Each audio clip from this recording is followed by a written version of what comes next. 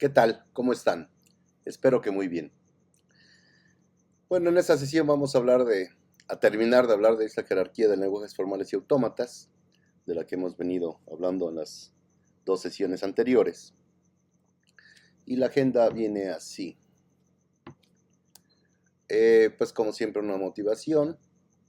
Hablaremos de las gramáticas sensibles al contexto esta vez y los lenguajes que generan. Luego veremos la relación que hay entre estos lenguajes y los autómatas acotados linealmente que vimos en la sesión anterior. Veremos qué relación hay entre los lenguajes recursivos y los sensibles al contexto y bueno, concretamente veremos que hay más lenguajes recursivos que sensibles al contexto. Unos ejercicios para esta parte y terminaremos con lo que es la jerarquía de Chomsky. Bueno, pues resulta que entre las gramáticas restringidas y las gramáticas sin restricciones, que hemos visto también, pues se pueden definir una gran variedad de gramáticas que están restringidas en algún sentido. Bueno, no todos los casos arrojan resultados interesantes, como ya vimos en la sesión esta donde analizábamos qué pasaba si restringíamos o aumentábamos por ejemplo, las pistas, o si lo hacíamos no determinista la máquina de Turing, etc. Bueno, pero entre las que sí arrojan resultados interesantes son las gramáticas sensibles al contexto, pues que han recibido una atención considerable. Estas gramáticas generan lenguajes asociados con una clase restringida de máquinas de Turing. Y estos son los autómatas acotados linealmente, de los que ya hablamos. Ok, ¿cuál es la definición de una gramática sensible al contexto? Bueno, pues tenemos una gramática como es usual, ¿verdad? Tenemos un conjunto de variables, de terminales, de un símbolo inicial y un conjunto de producciones. Pero bueno, vamos a decir que es sensible al contexto si son de la forma, ¿verdad? X produce Y. Noten que tanto X como Y son cadenas de longitud al menos 1 basadas en variables y terminales. Y bueno, la característica más importante de las sensibles al contexto es que la longitud de X, la longitud de la parte izquierda, es menor o igual que la longitud de Y. ¿Ok? Bueno, esa definición nos muestra, un aspecto muy importante es que estas gramáticas no se contraen. Ajá. En el sentido de que la longitud de las sucesivas formas sentenciales nunca puede disminuir. Como lo dice aquí, no puede disminuir. Si yo sustituyo la parte izquierda por la parte derecha de la producción, al menos debe de ser de la misma longitud la parte derecha. No puede disminuir. Cosa que teníamos cuando teníamos producciones lambda, ¿verdad? Ok, no es tan obvio por qué las gramáticas se llaman sensibles al contexto, pero por ejemplo, si ven a Saloma del 73, vemos que estas gramáticas pueden reescribirse de una forma normal en la que todas las producciones son de esta forma, y por eso se les llama sensibles al contexto. ¿Qué dice? Que tengo una producción de la forma X, una cadena X, una variable A, una cadena Y eso lo cambio por XVY. ¿Eso qué significa? Pues esto equivale a que esta producción que dice que A produce B se puede aplicar solo en la situación de que la A ocurra siempre y cuando tenga a X como su parte izquierda y a Y como su parte derecha. Bueno, usamos la terminología que surge de esta interpretación, pero para lo que vamos a ver aquí no vamos a tratarlo así. Simplemente nos basaremos en la definición 1. De nuevo, la definición 1 pues es esta. Simplemente nos va a interesar que la parte izquierda y la derecha están en B unión T, B unión T asterisco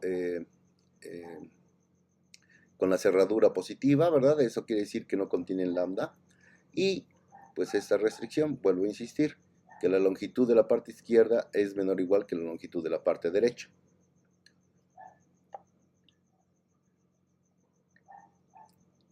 Bueno, como sugiere la terminología, las gramáticas sensibles al contexto están asociadas, pues como siempre hemos visto, ¿verdad? Con una familia de lenguajes con el mismo nombre. Si la gramática se llama de una manera, gramática regular, pues está asociada con lenguajes regulares. Gramática libre de contexto con lenguajes libres de contexto.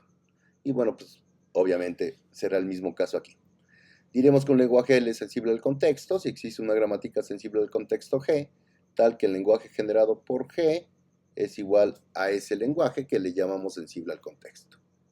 O, y aquí vamos a hacer otra, el lenguaje L es el lenguaje generado con G, unión lambda.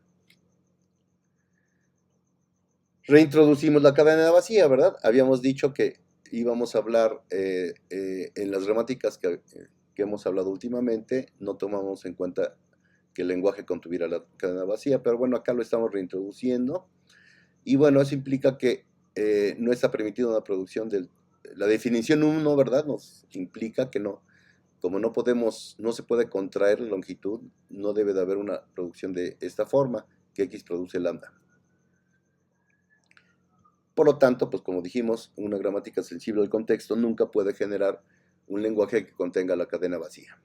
Sin embargo, cada lenguaje libre de contexto sin lambda puede ser generado por un caso especial libres de contexto. Estamos hablando de sensibles al contexto, pero bueno, las libres de contexto las podemos ver como si no generan lambda, puede ser generado por un caso especial de una gramática sensible al contexto, digamos, por en la forma normal de Chomsky o Greibach, las cuales satisfacen las condiciones de la definición 1. Simplemente agregaríamos eso. Bueno, le incluye la cadena vacía en la definición de un lenguaje sensible al contexto, no en la gramática, en el lenguaje. Recuerden, la definición 2 nos dice que es un lenguaje sensible al contexto, pero no en la gramática, porque la gramática sensible al contexto no se puede contraer. Bueno, podemos afirmar que la familia de lenguajes libres de contexto es un subconjunto de la familia de lenguajes libres al contexto. Bueno, vamos a ver un ejemplito. Recordarán que este lenguaje, a la n, b a la n, c a la n, para n mayor o igual que 1, es un lenguaje sensible al contexto. ¿Sí? Vamos a ver esto. Recordarán que esta no era libre de contexto, ¿verdad? Porque no había manera después de haber reconocido. Recuerden que las libres de contexto pues son reconocidas por autómatas de pila, entonces no hay manera después de haber reconocido NAs y NBs, no había manera de saber si la cantidad de Cs se correspondía con la cantidad de Bs y de As. Entonces, bueno, pero vamos a ver que sí hay una gramática libre de contexto que genera este lenguaje, que no es sensible al contexto, insisto, eso ya lo vimos. Bueno, esta es la gramática. Noten aquí, pues ya empezamos a ver la cuestión de sensible al contexto. Dice que puedo cambiar a A solo puedo aplicar esta producción solo si encuentro la variable A seguido del terminal B. Aquí que solo puedo cambiar la parte izquierda si hay una variable A y un terminal C, etcétera, etcétera. Ok, vamos a ver con un ejemplo cómo funciona esta gramática sensible al contexto. Esto no lo hemos visto hasta ahora. Vamos a ver un ejemplo. Entonces, bueno, empezamos con el símbolo inicial para variar, ¿verdad? Y usamos ese símbolo inicial, usamos esta producción. Dice que puedo cambiar S por A minúscula, A mayúscula, BC, minúsculas. Aquí está. Luego, ¿qué hacemos? Pues tengo AB, entonces lo puedo cambiar AB, lo puedo cambiar por BA. Entonces es lo que tengo acá. AB, AB, lo cambio por B. Perdón. Lo cambio por BA. ¿Ok? Luego ya que tengo, ahora me fijo que tengo AB, A, C. A mayúscula C. Pues uso esta, ¿verdad? Identifico esta forma. Recuerden, debo tener una variable. Entonces acá habría dos opciones, o que tuviera ABA, bueno, tres de hecho, o que tuviera BA, o que tuviera AC. No es el caso, no tengo AC, pero sí tengo BA. ¿Sale? Perdón, ya, ajá. Sí, era en esta. Ok, entonces no tengo eso, pero sí tengo AC. Entonces, ¿qué hago? Cambio AC por B, la variable B y los terminales B y C. Que es lo que tengo acá, la variable B y los terminales B, C, C. ¿Qué hago ahora con esta? Pues esta me dice que si tengo BB, ajá, lo puedo cambiar por quién. Pues lo cambio por BB, B mayúscula B. Ajá. Que es la parte que tengo aquí.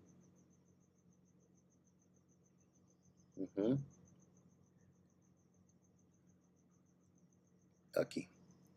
Lo cambio por BB. A ver, príntame. BAC. Ajá, AC lo cambio por B mayúscula BCC. Ok. Entonces lo cambio, AC lo cambio por B mayúscula BCC. Ok. Perdón, hasta ahí vamos bien. ¿Qué hago ahora con este? Pues noten que lo que tengo que hacer es identificar esta B, y lo cambio por B mayúscula B, que es lo que tengo aquí, B mayúscula B. Ya que tengo B mayúscula, ya que tengo esta, ¿verdad? B mayúscula B, me generó esta, y esta, ¿qué le puedo hacer? A esta de acá, pues no tengo AA, ¿verdad? Aquí ninguno tengo del lado izquierdo A o A, pero sí tengo AB. Y dice que simplemente pues ponga B, a la izquierda, B la variable A la izquierda, la variable B, no, perdón, el terminal B a la derecha, pues los volteo, pongo primero el terminal y luego la variable, que es lo que tengo aquí. Pongo primero el terminal B y luego la variable A. Ya que tengo esto, ¿qué puedo hacer?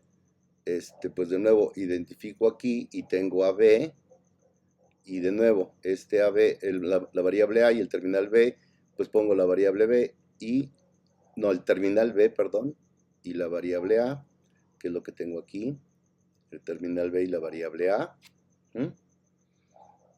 Luego identifico de nuevo AC, ¿verdad? Esta parte, AC. Ya que tengo AC, la cambio por la variable B y BCC. Noten que aquí estoy introduciendo otra B. Es decir, aquí tengo dos A's, dos B's y dos C's. Aquí, ¿qué hice? Aumenté, sigo teniendo dos A's, dos B's terminales, y aumenté esta B no terminal. La diferencia entre este y este es que ahora tengo tres B's. Tengo BB, ¿qué hago? ¿Verdad? B minúscula B. ¿Qué hago? Pues simplemente muevo a la izquierda la variable y a la derecha pongo la B, que es lo que está aquí. Noten que entre aquí B estaba después de dos B's, ahora solo va a estar después de una B, que es lo de aquí.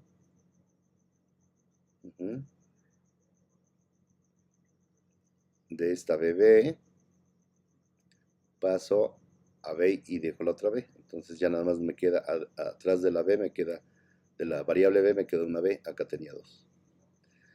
Ya tengo dos A's, dos B's y tres C's. Vale. ¿Qué hago aquí?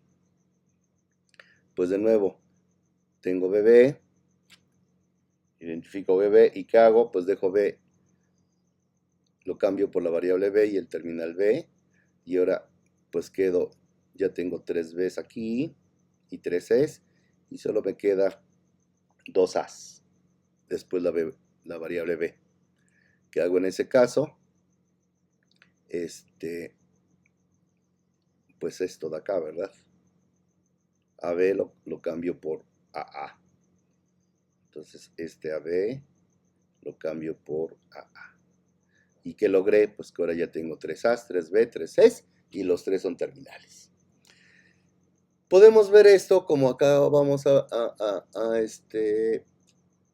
a puntualizar, pueden ver esto como que las variables A y B son mensajeros, o podrían verlo como que A cuando se mueve a la derecha, si están pensando en una máquina de Turing, A cuando se mueve a la derecha, busca, va dejando todo lo que tiene hasta que encuentra la primera C, en cuyo caso pone una C, y luego las A quieren decir muévete a la derecha hasta que encuentres una C.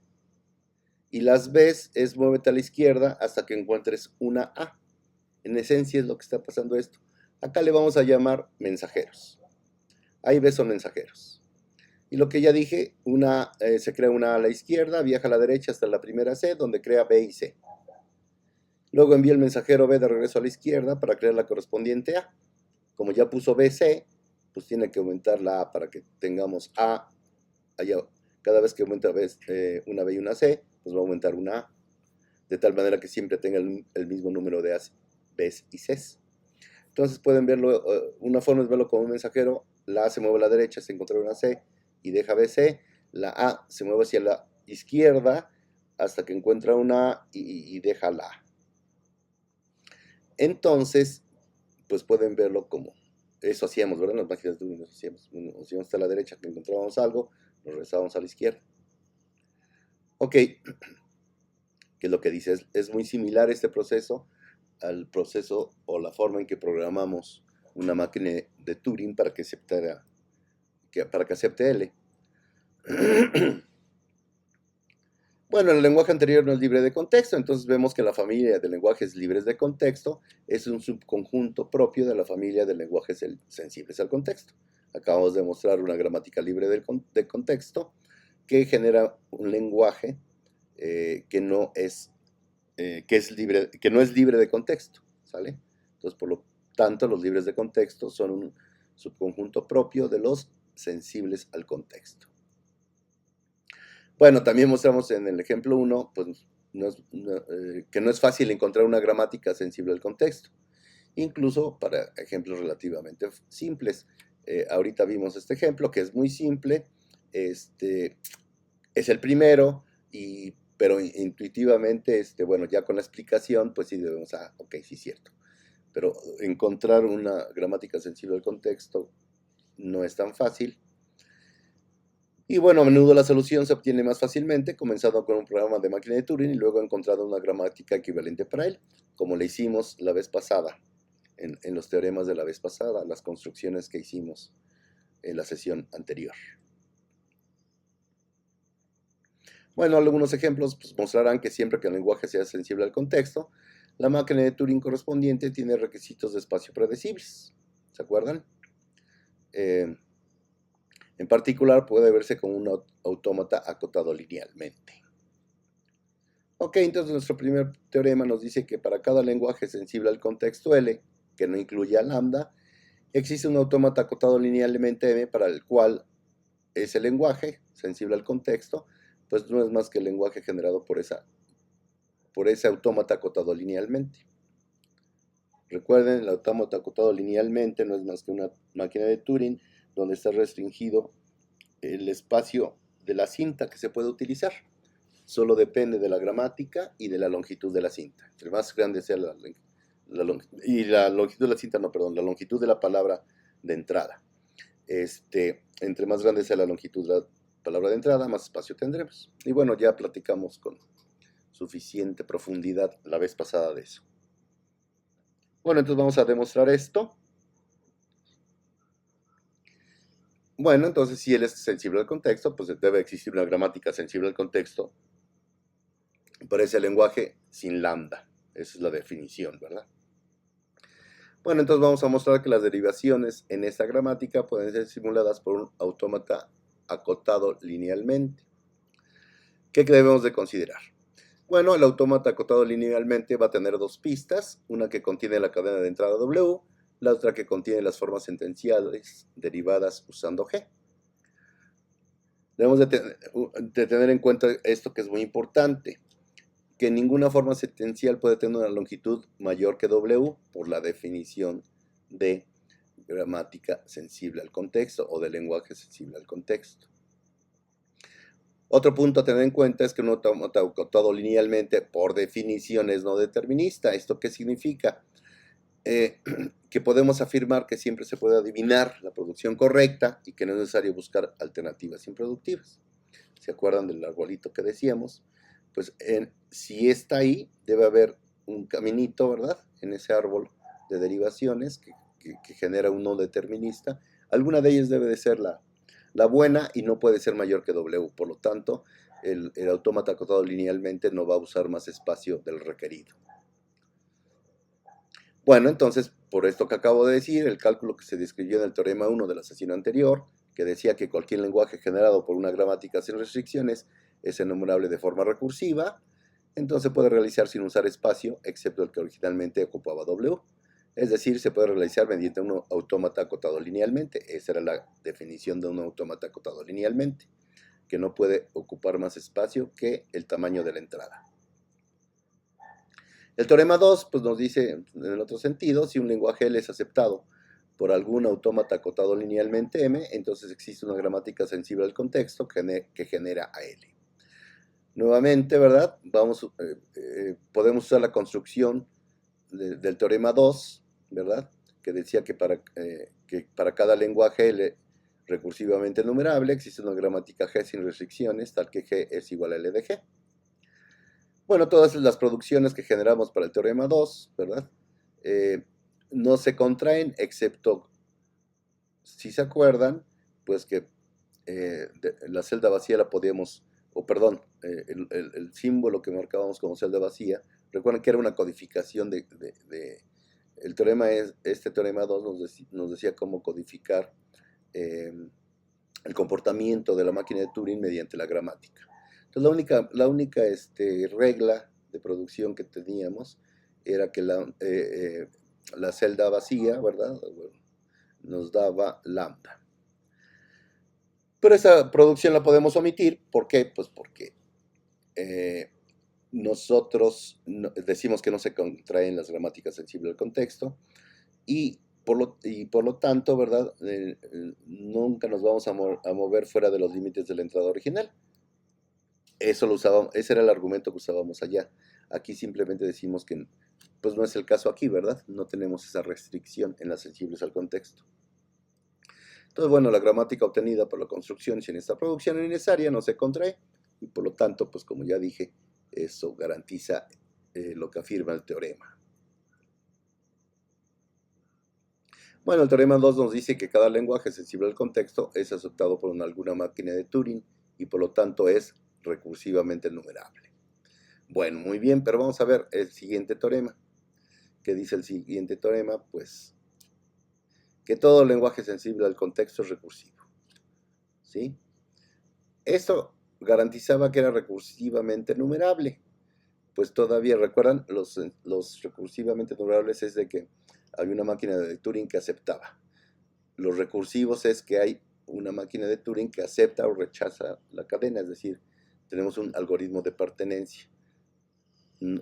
Si está en el lenguaje nos dice sí está, si no está en el lenguaje nos dice no está. Lo recursivamente enumerable solo es de aceptación, solo acepta la palabra si está en el lenguaje. Si la palabra no está en el lenguaje no sabemos qué va a pasar. En general se cicla, ¿no? Entonces, bueno, eso es lo que dice, todo lenguaje L es sensible al contexto recursivo. Bueno, ¿cuál es el chiste aquí? Bueno, pues consideren todos los lenguajes sensibles al contexto L con una gramática sensible al contexto asociada a G. Vamos a ver una derivación de W, ¿cómo debería de ser? Pues bueno, partimos del símbolo inicial, S, terminamos en la palabra, ¿verdad? Y bueno, hay formas sentenciales, ¿verdad? Que vamos obteniendo a partir de S hasta que llegamos a W. Por la definición de gramática sensible al contexto, bueno, primero podemos suponer que todas son distintas, ¿sí? Podríamos buscar una forma normal que hiciera eso, ¿verdad? Sustituir producciones unitarias, las podemos mandar a volar, ¿no? Ya saben cómo, eso lo vimos cuando vimos formas normales para lenguajes libres de contexto, se pueden aplicar esas técnicas acá. Entonces podemos asumir sin pérdida de generalidad que cada una de las formas sentenciales son distintas. Bueno, el meollo de nuestro argumento es que el número de pasos en cualquier derivación es una función acotada de W, ¿sale? Por definición de gramática sensible al contexto, sabemos que una forma sentencial y la que le sigue, su longitud debe ser menor o igual, porque pues es la definición de gramática sensible al contexto. G no se contrae, dicho en términos coloquiales. Bueno, entonces necesitamos agregar que existe algún M, ¿verdad? Que depende solo de la gramática y de la palabra, de la palabra W, que se cumple que no sé si en 1 o 2 pasos, o en 3 pasos, o en cuántos pasos, pero va a llegar un momento en que las formas sentenciales XJ es menor o igual que la XJ más M. No necesariamente la siguiente. Pueden ser 2, puede ser 3, podría ser la siguiente, no importa. Pero bueno, acá tengan cuidado, esta M denota la función, o es una abreviación para decir la función M que depende de la longitud de W. Lo que dice acá, una función acotada de las variables, acotada de la cardinalidad del conjunto de variables unido con el conjunto de terminales y la propia longitud de la cadena W. No debe de depender de otra cosa. Y esto, pues, podemos afirmar esto porque la cardinalidad de B unión T es finita y por lo tanto solo hay un número finito de cadenas de una longitud determinada.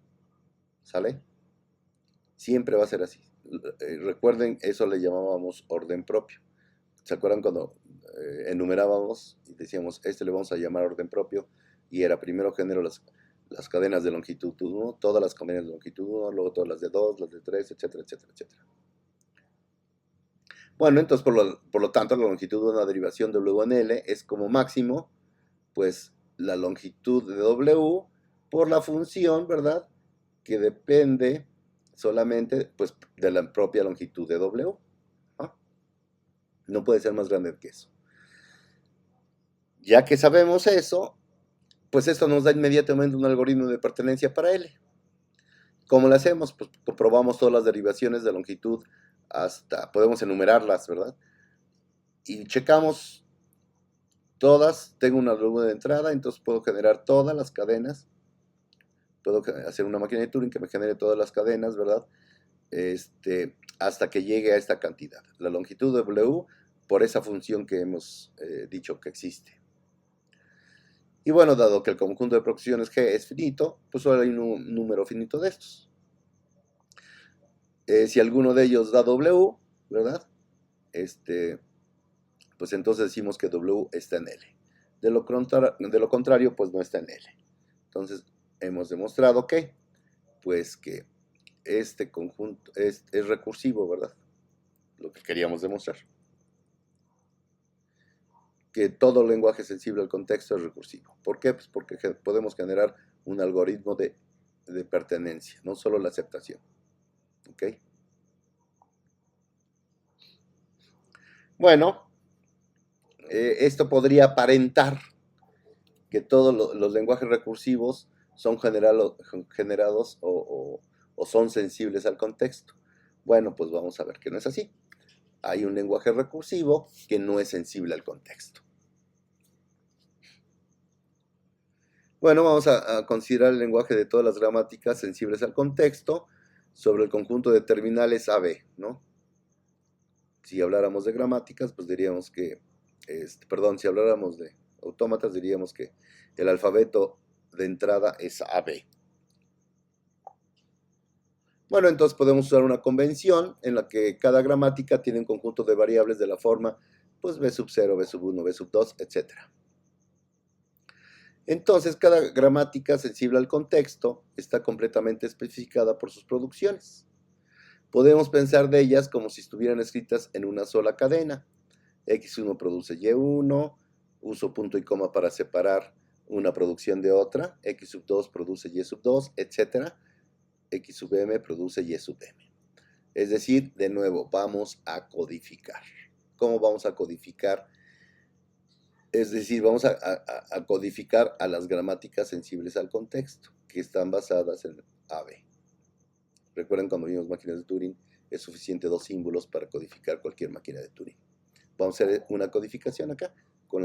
Vamos a codificar cada gramática sensible al contexto, sus producciones. Recuerden, toda gramática está perfectamente definida por sus producciones.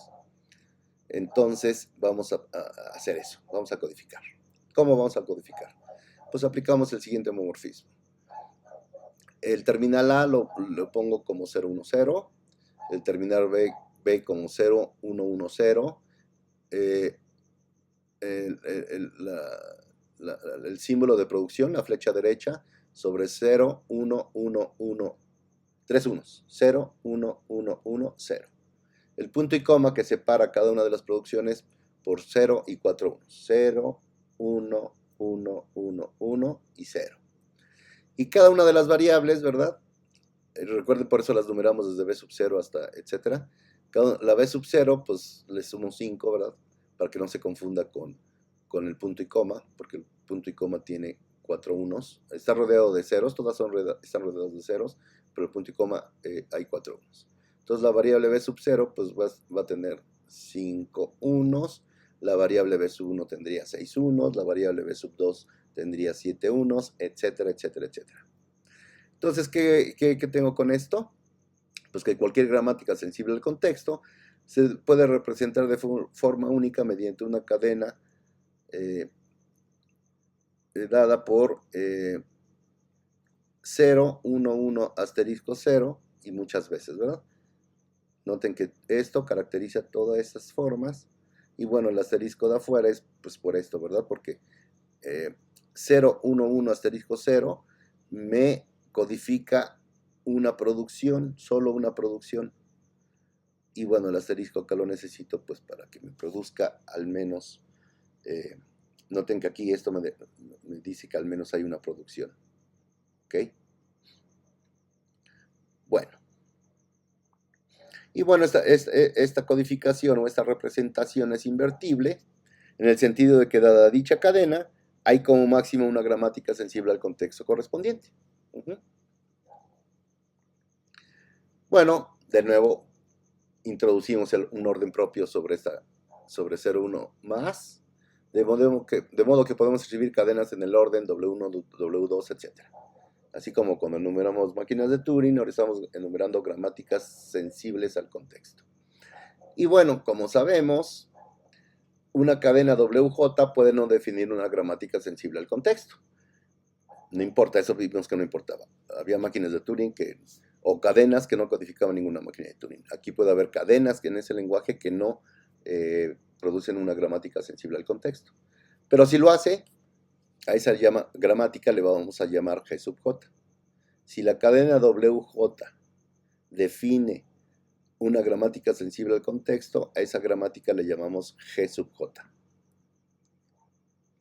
Bueno, vamos a usar la diagonalización, por supuesto. Entonces, bueno, porque queremos ver que hay algo que no puede, hay en este caso una gramática sensible al contexto,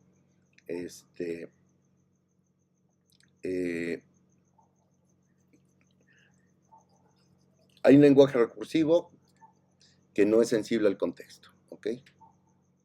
Por lo tanto, como vimos, pues eso significará que los sensibles al contexto son subconjunto propio de los recursivos. Entonces, ¿cómo lo hacemos?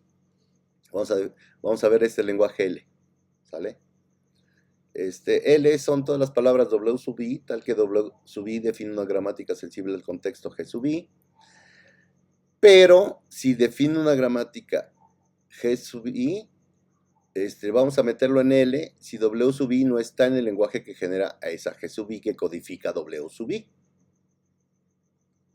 Bueno, él está bien definido y de hecho es recursivo. ¿Por qué? Pues vamos a ver que es recursivo, pero vamos a ver que no puede ser sensible al contexto. Bueno, para ver eso construimos un algoritmo de pertenencia, ¿sale? Vamos a suponer que sí es recursivo, que sí es sensible al contexto, perdón. Para ver, vamos a construir un algoritmo de pertenencia. ¿Cómo vamos a hacer ese algoritmo de pertenencia? Recuerden, el chiste es que este L que estoy construyendo a partir de codificaciones de lenguajes o de gramáticas sensibles al contexto, este lenguaje no es sensible al contexto, es lo que quiero demostrar. Es recursivo, pero no sensible al contexto. Y con eso demostraré que las gramáticas sensibles al contexto y los lenguajes que son generados por ellas es un conjunto propio de los lenguajes recursivos. Para esto, pues vamos a ver primero que él es recursivo, ¿sale? Para ver que es recursivo, debemos de generar un algoritmo de pertenencia para él. Si la palabra está en el lenguaje, la acepta. Si no está, no la acepta. Bueno, entonces dado W sub I, comprobamos, vamos a construir ese algoritmo de pertenencia. Agarramos una W sub I y comprobamos para ver si define una gramática sensible al contexto G sub I. Si no lo es, pues entonces WI no va a estar en L, ¿verdad? ¿Por qué? Pues porque WI debería de generar o debería de ser la codificación o la representación de una gramática sensible al contexto G sub I, que le llamamos G sub I. Entonces, si no, si la gramática si no define una gramática sensible al contexto, esta palabra W sub I, o la codificación de esa gramática no es así, es decir, W sub I no es la codificación de una gramática sensible al contexto G sub I, pues entonces podemos decir que WI no está en L. Si sí define una gramática, entonces L de G sub I es recursivo. Y podemos usar el algoritmo de pertenencia del teorema 3 que vimos la vez pasada para saber si W sub I está en L de G sub I. Si no es así, si WI no está en L de G sub I, entonces, pues definitivamente por la definición de L, pues WI pertenece a L. Pero L no es sensible al contexto. Vamos a ver por qué. Vamos a ver por qué L no es sensible al contexto. Bueno, si lo fuera, y aquí es donde viene la diagonalización, ¿verdad? Y por eso hicimos el truco de la diagonalización siempre. Nos vamos a las contras, ¿verdad? Están los que no están en, ¿sale? Entonces,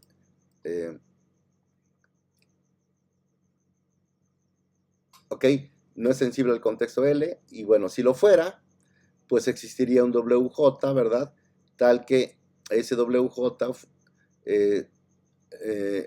fuera o estuviera generado por la gramática que representa ese W sub J, ese G sub J, perdón, o que no, el que representa ese W sub J. Ahora vamos a preguntarnos, W sub J está en L de J, es lo que siempre hacemos, ¿verdad? Cuando hacemos esta diagonalización. Bueno, si asumimos que W sub J está en L de J, pues por la definición de L, pues no estaría en L, ¿verdad? Porque en L están los WJ que no están en L de G sub J. Entonces, como L es igual a L de G sub J, entonces pues tenemos una contradicción. Supusimos que está y concluimos que... Supusimos que está en L sub J y concluimos que no está en L. Y L es igual a L de G sub J. Es decir, L es el lenguaje generado por G sub J. La gramática sensible al contexto es G sub J. Entonces, bueno, pues por eso tenemos una contradicción. Y bueno, entonces ya saben, en esto de la diagonalización decimos, bueno, me equivoqué. W sub J no está en L sub J. Vamos a suponer que no lo está. Entonces, bueno, asumimos que W sub J no está en L de G sub J. Pues por definición de L, pues resultaría que entonces W sub J debería estar en L. Y entonces de nuevo decimos que no está en L sub J, entonces debería de estar en L sub J y eso es una contradicción, porque por un lado decimos que está y por el otro que no está, suponiendo que L era igual a L de G sub J. Entonces, pues bueno, L no es sensible al contexto, ¿sale? Es recursivo, pero no es sensible al contexto. Hemos encontrado un lenguaje recursivo que no es sensible al contexto. Eso es lo que nos indica este teorema. Que los autómatas acotados linealmente, que son los que reconocen los lenguajes libres de contexto, son menos poderosos que las máquinas de Turing, ya que solo aceptan un subconjunto propio de los lenguajes recursivos. Hay lenguajes recursivos que no son sensibles al contexto. Bueno, entonces sigue del mismo resultado que los autómatas acotados linealmente, es decir, Los autómatas en general son más poderosos, como dice arriba, que los acotados linealmente. ¿Sale? Luego, los acotados linealmente, como ya vimos, ¿verdad? Hace rato, L igual a la N, B a la N, C a la N, es un lenguaje sensible al contexto, pues son más poderosos que los autómatas de pila, ¿verdad? Porque pueden reconocer ese lenguaje que no es libre de contexto. Luego tenemos que los libres de contexto, como se acordarán, que se generan mediante gramáticas libres de contexto, pues son un subconjunto de los lenguajes sensibles al contexto, ¿verdad? Y luego, finalmente, eso lo muestran pues varios ejemplos, ¿verdad? Entonces son un subconjunto propio. Bueno, entonces debido a la equivalencia esencial entre los autómatas acotados linealmente y los lenguajes sensibles al contexto, por un lado, y los autómatas de pila y los lenguajes libres de contexto, por el otro lado, vemos que con cualquier lenguaje aceptado por un autómata de pila también es aceptado por algún autómata acotado linealmente. Pero hay lenguajes aceptados por algunos autómatas acotados linealmente para los que no hay autómatas de pila, es decir, la contención es propia. Ok. Bueno, la tarea, los ejercicios construyan gramáticas sensibles al contexto para los siguientes lenguajes. Pueden basarse en el ejemplo que vimos para construir estos, son muy similares. Por supuesto, acá en por ejemplo, pues cada vez que ponga, debe de poner una A más que Bs y una B más que Cs. Acá tantas As como Bs y el doble de Ns. Y bueno, pues más o menos por el mismo estilo. Todas estas son sensibles al contexto. Si les sirve hacer el autómata primero y luego usar las construcciones de la sesión pasada, pues pueden hacerlo, eso ya es decisión de ustedes. Es importante que me presenten no solo la gramática propuesta, sino al menos 2 ejemplos donde se deriven palabras, ¿no? Para algún N específico. 2 ejemplos por cada uno, para ver que por lo menos eso sí los generan. No les pido de que demuestren inductivamente que eso es así, pero bueno, con 2 ejemplos que me pongan de que sí, efectivamente, su gramática propuesta deriva elementos en cada uno de estos 5 lenguajes, pues con eso está bastante bien. Ok, pero aquí no termina. Vamos a concluir. Ahora sí vamos a ver la jerarquía de Chomsky. Bueno, hemos estudiado, ¿verdad?, en todo el curso familias de lenguajes. Los recursivamente enumerables, los lenguajes sensibles al contexto, los libres de contexto y los lenguajes regulares. Bueno, una forma de mostrar la relación entre esas familias es mediante pues, lo que se llama la jerarquía de Chomsky. Pues la creó Noam Chomsky, que es uno de los fundadores de la teoría de lenguajes formales, y bueno, proporcionó una clasificación inicial con 4 tipos de lenguajes, desde el tipo 0 hasta el tipo 3. Esa terminología ha persistido y los tipos numéricos son en realidad nombres diferentes para las familias de lenguajes que hemos estudiado. Los lenguajes del tipo 0 son los generados por gramáticas sin restricciones, es decir, los que son enumerables recursivamente. El tipo 1 son los sensibles al contexto, el tipo 2 los lenguajes libres de contexto y los tipo 3 de los lenguajes regulares. Pues hemos todo el curso visto que cada familia de lenguajes del tipo I es un subconjunto propio de la familia del tipo I-1, es decir, el conjunto más grande es del tipo 0, luego el conjunto más que le sigue es del tipo 1, 2, 3 y hasta el 4. Y esto lo vemos, y esa es la jerarquía de Chomsky. Los lenguajes regulares que están aquí están contenidos propiamente, ¿verdad?, en los libres de contexto y ellos en los sensibles al contexto, y estos, como hemos visto ahora, y estos en los recursivamente enumerables. Pero conforme a lo que vimos hoy, podemos hacer más fina esta jerarquía, ¿verdad? Es decir, tenemos lenguajes que puedan encajar en esta jerarquía.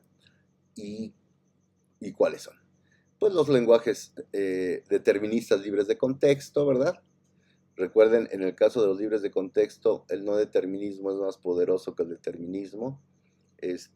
Prueba de ello es el lenguaje WWR, ¿verdad? Necesitamos un determinista para que cada ocasión diga suponía en cada acción no determinista, suponía que esa era la mitad de la cadena y por el otro suponía que no.